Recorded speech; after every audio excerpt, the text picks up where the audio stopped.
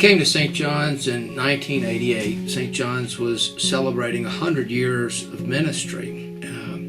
However, the congregation had really turned inward and was in kind of a survival mode, and the neighborhood had deteriorated. It was a dark and dangerous neighborhood, and surrounded by a lot of homeless neighbors and people who were in desperate human need. I think the transition came when we were able to see our opportunity for ministry all around us and open up the doors of St. John's and go from a membership idea of ministry to a discipleship idea of mission and ministry.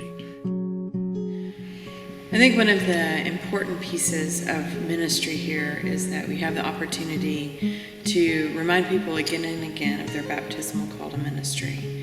And ministry is not just for the church professionals, it's not for the pastor, it's not for the Christian education director, it's for all of us because God gives us that way. And so I hope that whatever we do in ministry is about bringing people back to the baptismal covenant, back to the fact that God gives us, back to the incredible reality that God also empowers us and then sends us out.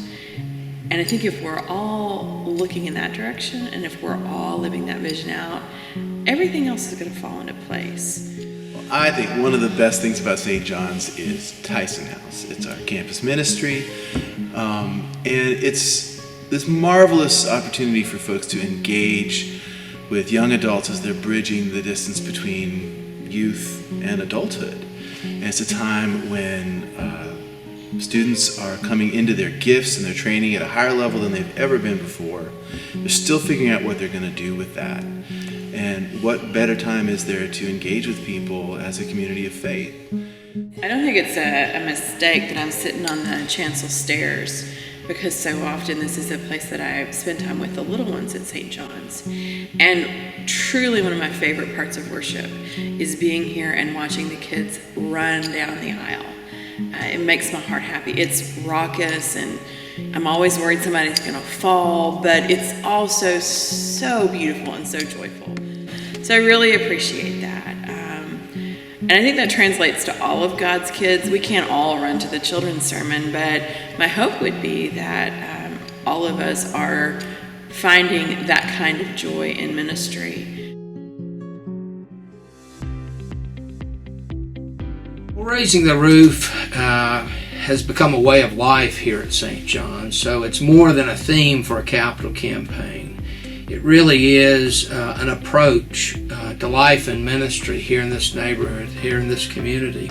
We want to expand our vision for ministry, and I think Raising the Roof says to the community, we're going to be here for another 127 years. Our roof is 102 years old and needs to be replaced because it's leaking.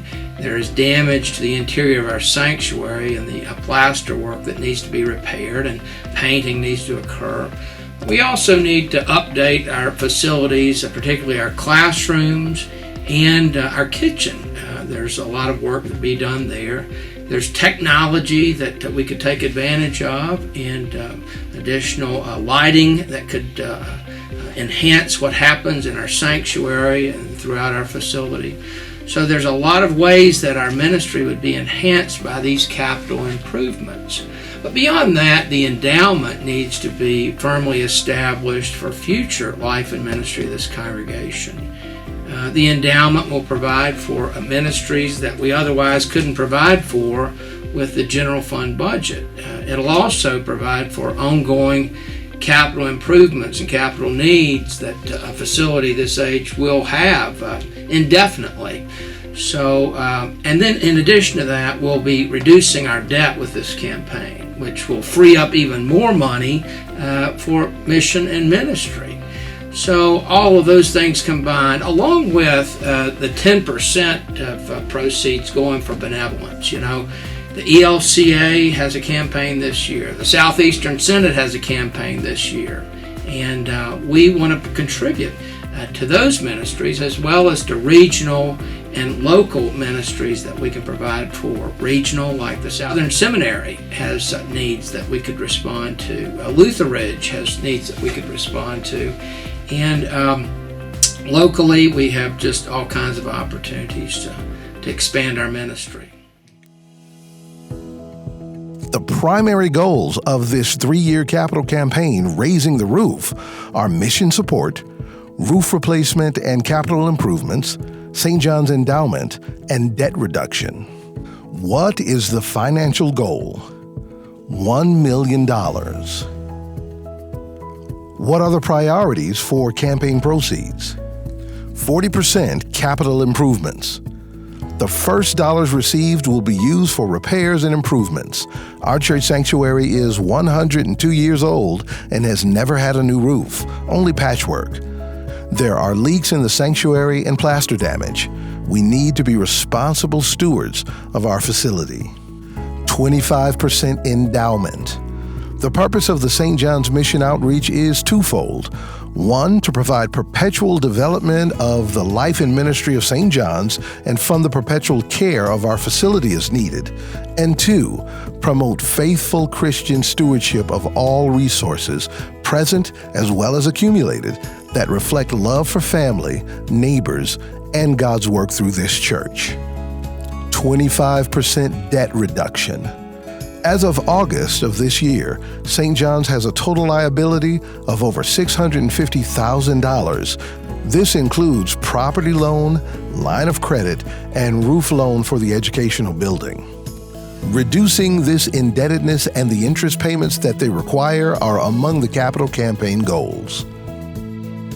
10% benevolence. Through this portion of the campaign, St. John's will be providing support to wider expressions of ministry, incorporating the biblical concept of tithing in this capital campaign. The Raising the Roof campaign emphasis begins today and concludes on Christ the King Sunday, November 22nd, when we will receive your offering and worship of campaign commitment cards. At St. John's Lutheran, we continue to be joined together in Christ, and we are raising the roof. Thanks be to God.